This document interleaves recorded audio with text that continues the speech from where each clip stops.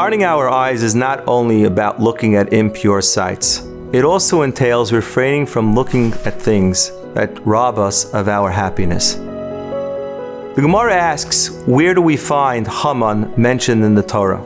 And the Gemara answers, the words in the beginning of the Torah, when HaKadosh Baruch Hu asks Adam and Chava, Hamin ha'etz, did you perhaps eat from the tree that I forbade you to eat from? Asks the Vilna Gaon, what is the connection?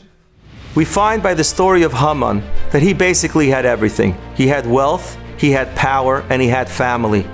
Yet, we find the words in the Megillah where he says to his wife and his advisors, Kol zeh einenu shavali. None of this is worth anything to me. Why? Because there's one Jewish rabbi who refuses to bow to me. And until I have that, I have absolutely nothing. You can only imagine how glorious it was to be in Gan Eden.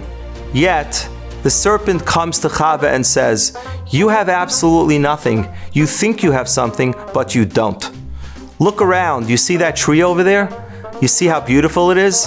Well, if you don't have that, then you don't have anything at all. And with that, he enticed Chava to eat. The entire marketing industry is built on this tactic of the Satan, to make you feel lacking and unhappy by showing you something that you don't yet have and never even thought you needed. As an example, I'm driving in my car and I notice a billboard. I have a perfectly good working phone in my pocket. And a moment after looking at the billboard, my phone, which was perfectly fine a minute ago, now feels like the rotary phone that I grew up with. Why? Because it's lacking 5G and it doesn't have 3 cameras. This is true in every aspect of our life. The car we drive, the suit we wear, and the shoes on our feet.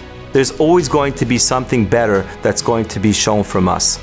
The Chinuch tells us that part of the commandment of V'asur achrei einechem is not to look at things that make us needy and wanting and feeling lacking. So as it turns out, taking control over what we look at and don't look at will not only make us holier people, it will make us much happier people.